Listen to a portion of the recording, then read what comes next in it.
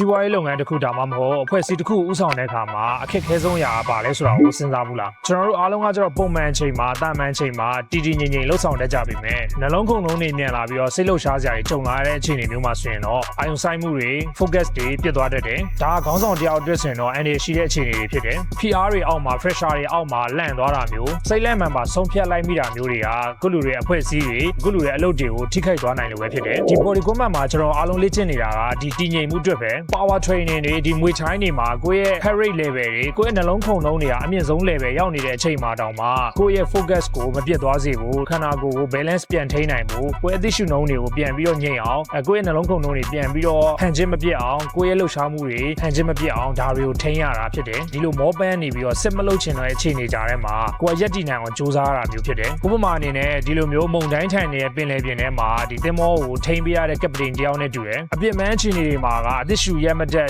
စမ်းတန်းနေတယ်ခက်ခဲနေတယ်ပင်မန်းနေတယ်ဆိုပေမဲ့အတွင်းထဲမှာငြိမ်အောင်ထိန်းချုပ်ရတာမျိုးဖြစ်တယ်ဒီ training တွေကနေကုလူတွေလုပ်ငန်းခွင်အပြင်လက်တွေ့ဘဝကအခက်ခဲတွေအခြေအနေတွေကိုရင်ဆိုင်နိုင်ဖို့ training ပေးလိုက်တဲ့အရာတစ်ခုလည်းဖြစ်တယ်ကုလူတွေရဲ့ခန္ဓာကိုယ်ဒီလို body combat လိုမျိုးလေ့ကျင့်ခန်းတွေကိုနေ့စဉ်လုပ်နေတာကကုလူတို့ရဲ့လက်တွေ့ဘဝရဲ့ leadership ဘိုင်းတွေခေါင်းဆောင်မှုဘိုင်းတွေမှာဘယ်လောက်ထိအထောက်အကူပြုနိုင်မလဲဆိုတာကိုကုလူတို့အနေနဲ့မြင်ကြည့်စေချင်တယ်ကျွန်တော် David Liam ပါ Let's Me ရဲ့ body combat instructor တယောက်ဖြစ်ပါတယ်